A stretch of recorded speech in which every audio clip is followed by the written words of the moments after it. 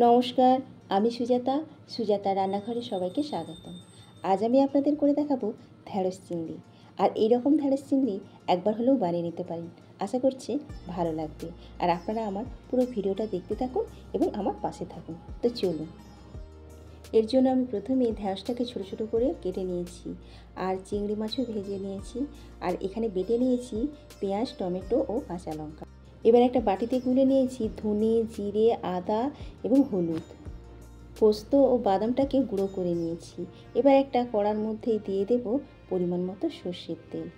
এই সর্ষের তেলটা একটু গরম হয়ে যাবে, তারপরেই ওর মধ্যেই দিয়ে দেব কেটে রাখা ঢ্যাঁড়সগুলো, দিয়ে সেটাকে একটু বেশ ভেজে নেব। তো আমি একটু ভাজা ভাজা মতো করে নিয়েছি।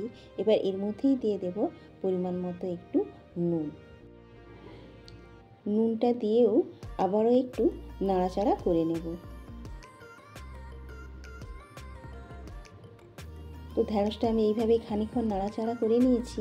এবার কিন্তু ঢ্যাঁড়সটাকে কড়া থেকে আমি তুলেও নেব। এরকম একটু সবুজ সবুজ কালার থাকবে, এটা বেশ দেখতেও না ভালো লাগবে।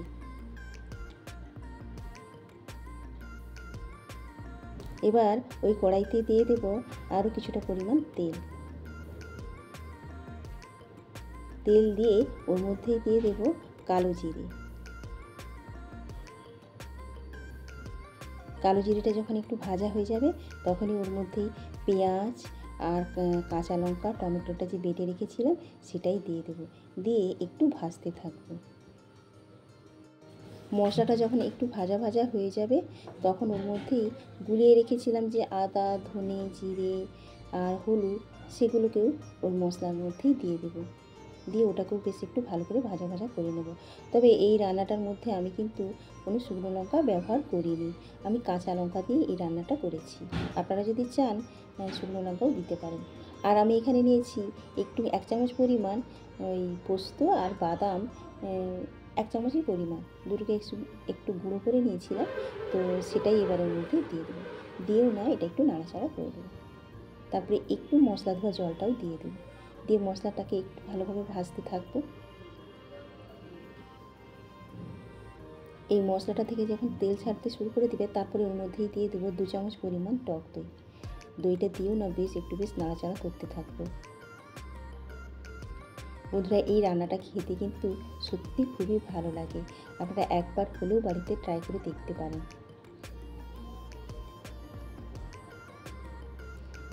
ঢ্যাঁড়সের আমরা তো অনেক রকমেরই রান্না খেয়েছি, তো এইভাবে একবার রান্না করে দেখুন। মশলাটা দেখুন একটু বেশ কষানো হয়ে গেছে, আর তেলটাও বেশ ছেড়ে ছেড়ে এসছে।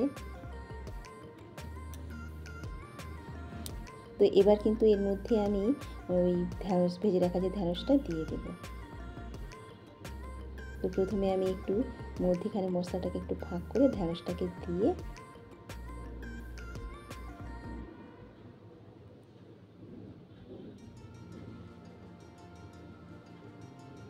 এবার আমি এর মধ্যে দিয়ে দেবো ঢ্যাঁড়স।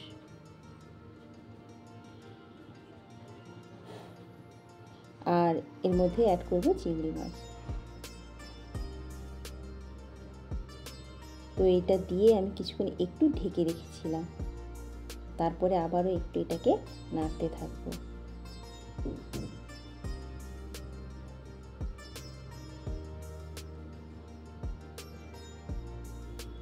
এই রান্নাটার মধ্যে যদি কেউ, এই মশলাটা তো খুব ভালো করেই ভাজা হয়ে গেছে, কেউ যদি চান এভাবেও খেতে পারেন, মানে আর জল দেওয়ার প্রয়োজন হবে না। তবে আমি একটুখানি জল দিয়েছিলাম। যদি কেউ মনে করেন যে জল ব্যবহার করবেন না, সেটাও করতে পারেন। এটাও কিন্তু খেতে খুবই ভালো লাগে।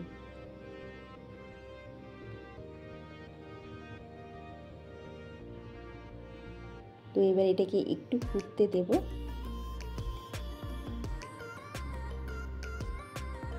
আর একটু পরিমাণ মতো দিয়ে দেবো একটু চিনি। নুন আর চিনি দুটোই দিয়ে দিলাম। আর ওর মধ্যে একটু গরম মশলা ছড়িয়ে দেব। এটাকে একটু খানিকক্ষণ ঢেকে রেখে দেব। এবার আগে থেকে ভেজে রেখেছিলাম রসুন, কুচিয়ে নিয়েছি, সেটাই এর মধ্যে একটু ছড়িয়ে দেব। আর একটা শুকনো লঙ্কাও ভেজে নিয়েছিলাম, ওটাও দিয়ে দেবো। এর মধ্যে ওই রসুন যখন ছড়িয়ে দেব, এর একটা সুন্দর একটা ফ্লেভার আসবে, খেতেও না একটি দুর্দান্ত লাগবে। আপনারা এইভাবে একবার বাড়িতে ট্রাই করুন। আর আমার রান্নাটা পুরো কমপ্লিট হয়ে গেছে, এবার আমি এটা নামিয়ে নিলাম।